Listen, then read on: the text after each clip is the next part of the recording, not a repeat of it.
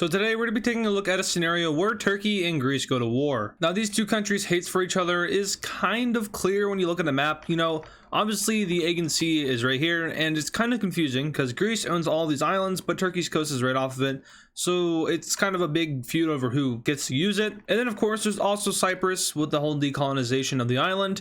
Turkey has their northern half and Greece has the, well, sort of has the southern half. So a war breaking out between these two powers isn't too unlikely, other than the fact that they're both in NATO. But given how Turkey's been acting recently with the whole Sweden and Finland joining NATO thing, a lot of these Western European countries and even, you know, all of NATO might not be liking Turkey too much anymore. So in this universe, we're going to assume that both Greece and Turkey have been kicked out of NATO for, well, because Turkey's Turkey and Greece for unknown reasons. With this, we actually have Turkey declaring war on Greece. Now this would be an interesting war for many different reasons, one of which is that these two countries, while there is a slight power difference, there also isn't that much of a difference. Total number of men in their armies and the nationalism as a whole would make the fight between these two countries extremely bloody. But starting off, we have Turkey pushing in from Thrace with a goal of capturing all of the Greek panhandle. They do so successfully, but it is here that they meet a roadblock as Greece's army is ready to fight. Down over here in the Aegean Sea, we have Turkey's navy doing a bunch of island hopping, but it is stopped in its tracks as the Greek navy meets up with it. Now, for other countries getting involved in this war, and if this were to play out in real life, there would be a lot. We have Cyprus joining in. Like I said earlier, Cyprus is split into two, with the Turkish north and then the Cyprus south. And I think it's probably safe to assume that Turkey would roll over the south due to its military, you know, presence and how close it is to the island. Now the UK does have a lot of ports along Cyprus still. Well, I say a lot, but I'm actually not sure how many. I could lead this into an incident where we have them accidentally rolling over some British troops and causing the UK to join the war, but I'm not actually sure about that now because I'm not 100% sure how these sides are going to play out. Now the reason I say that is that Turkey is a it's an interesting country when it comes to allies. Its most notable ally is Azerbaijan, and they are also friendly with Pakistan. But looking across everywhere else in the world, the Turkey also relies on Russia and the United States, and then of course NATO as a whole. Now its attack on Greece would without a doubt put NATO on Greece's side. So when it comes to allies, Turkey is pretty screwed here, especially considering that a lot of these guys do not like Turkey at all. So joining in on Greece's side of the war is probably one of their closest allies, and I actually just figured this out recently. It's Serbia. Now Serbia isn't really close to the west at all. In fact, it is actually a lot more closer to Russia than any other country, but it does share some good relations with Greece, so I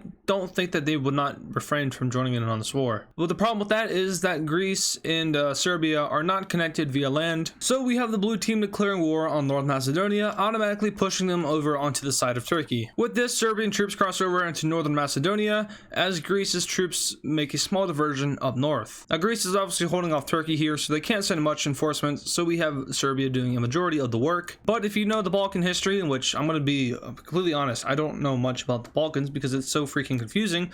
But I do know that Bulgaria hates North Macedonia, so why wouldn't they join in on this Macedonian gangbang? But preemptively, that also makes them declare war on Turkey, which is kind of good for the blue team as they could easily just push down into Thrace and perhaps cut off the Turkish army. But for now, we have the capitulation of North Macedonia and a small blue team pushback on the Greek front. Unfortunately for Bulgaria though, they didn't really prepare as much as they should have for this war, and we have Turkish troops crossing over into Bulgaria and another stalemate being set up. But there is one good thing going for the blue team, and I'm actually not going to ignore this here. I usually like to ignore alliances and stuff, but in this video I'm not going to be doing that. There's actually a defensive pact between Greece and France that has been recently been signed, and with this we have France joining the war on the side of Greece and against Turkey. So with this, French troops start to move down towards Greece, and Turkey is not looking like it's in a good situation. So looking at this, Turkey is really not in a good situation here. They don't have many allies. Other than Azerbaijan, I'm really struggling to pick out certain countries that would actually want to join this war and help out Turkey, and I don't think that there is any. Now I know Iran would love to join this war and beat the crap out of Turkey, but unfortunately France is in on the war, and allying with France is not on Iran's to-do list. We could also see Syria and Iraq kind of join in on the side of the blue team, but that kind of adheres to the same problem. They don't want to be allied with France. Of course, there's Turkey and Israel who hold some sort of relation, but then again, France holds better relations with Israel than Turkey does. And then we come down here to the Balkans, where we have these two countries. Now, Albania and Kosovo are Muslim countries, and I know they hold a good relations with Turkey. But the problem with that is they are also really small and don't have much to offer. Kosovo and Albania joining this war would just inevitably lead to them being smacked down by Serbia and Greece. They could get Bosnia and Croatia to join in on their side, but that would also cause a problem as Bosnia would split into a civil war and Croatia wouldn't be able to really do that much against Serbia since, you know, it's only Croatia. And then eventually we would have France joining in, which would smack Croatia. So there's really no point in anyone else joining this war. So yeah, this is really what we've come down to. So Turkey fully mobilizes its army and hopes to do as much damage as it can before it gets smacked around by the blue team. I keep saying smacked. So Turkish troops push up the Bulgarian coast and connect up with Romania. From here, their counteroffensive back into the Greek panhandle continues, and we have Turkey pushing back over into northern Macedonia, kind of liberating a part of the country. We have Turkish troops continuing their island hopping campaign as they push back the Greek navy, but with the arrival of the French navy, Turkey is limited once again to its island hopping. So what happens from here? Well, we have Turkey pushing over and capturing the Bulgarian capital of Sofia, which leads to the capitulation of the country, and this leads to a big blow to the blue team because obviously they just lost one of the largest countries in their alliance. Now, it scaled kind of weird here, so I don't know if Bulgaria is bigger than Serbia, but it kind of looks like it. Anyway, from here we have a blue team pushback as North Macedonia is once again under Greek control, and Sofia is re-liberated by blue team troops. France's troops finally show up in Greece, and it is here that we see Turkey being pushed back further than they ever have been. We eventually see Greek and French troops crossing over into Thrace, and it is here that Turkey starts to reorganize its army and devise a new plan. From the north here, we have Turkey pushing down and cutting off these troops that were pushing into their territory, which was a part of their new plan. The second part of said plan is to spearhead over towards Kosovo.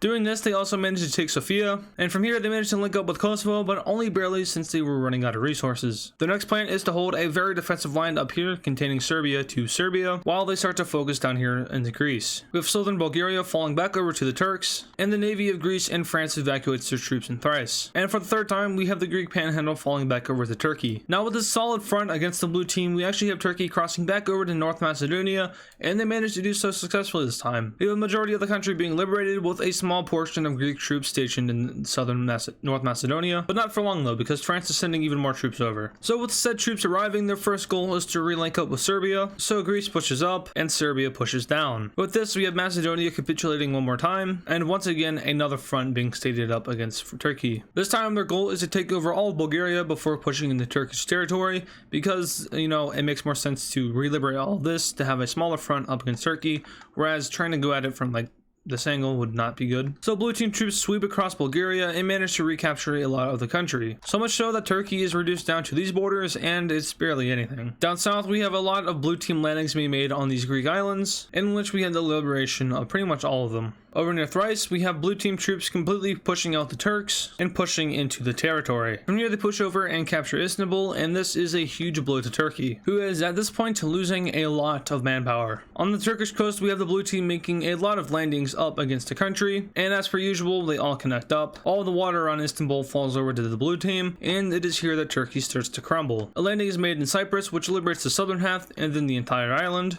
And with the liberation of this island, we have another landing being made in southern Turkey. So from here, Team Greece just decides to push around the Turkish coast and capture as many ports as possible, as that is probably the best way to, I guess, weaken Turkey. And we get to the point where they have the map looking like this. So a lot of the Turkish coast has been cut off over here in the Mediterranean, with only a little bit remaining. We have a large encirclement over here, which is bound to cut off a lot of troops, and we have the Turkish capital of Ankara in trouble. But it's only in trouble for so long as the blue team manages to capture the capital city, the encirclement is completed, and the Mediterranean coast is lost for Turkey. Now, I might be overestimating the blue team here simply because France joined, but do remember that Greece is a strong country, as well as Serbia and Bulgaria. They also put in their help. And then once again, Turkey having no allies and pretty much none of the world helping it out, whereas these countries are most likely getting support from pretty much every country in the world, because, you know, France has NATO in the west, Serbia has Russia and a lot of, I guess, the Russian allied countries, and Bulgaria and Greece kind of fall into sort of both of those categories,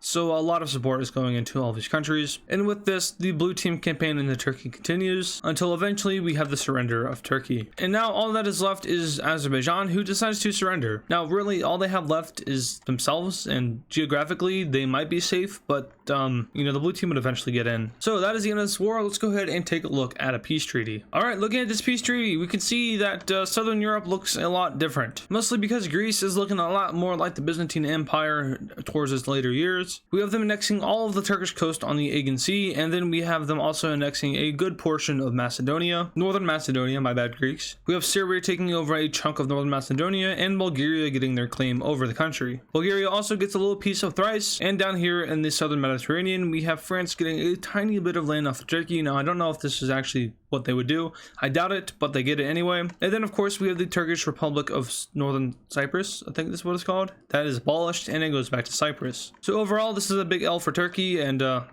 nothing really happened in Azerbaijan. And yeah, so this is a Greek victory. So would it play out like this in real life? Probably not. There would be a lot more involvement, most likely, and it would probably not go as harsh for Turkey. I give Greece a pretty big buff here, so that could be taken into account for. And do remember that this video is solely just for fun. So if you guys enjoyed it, make sure to leave a like on it and subscribe to the channel if you're new. That helps the channel grow and it helps us reach our goals. If you guys want to see more videos like this, let me know in the comments down below. Thank you guys for watching, and I'll see you guys in the next video.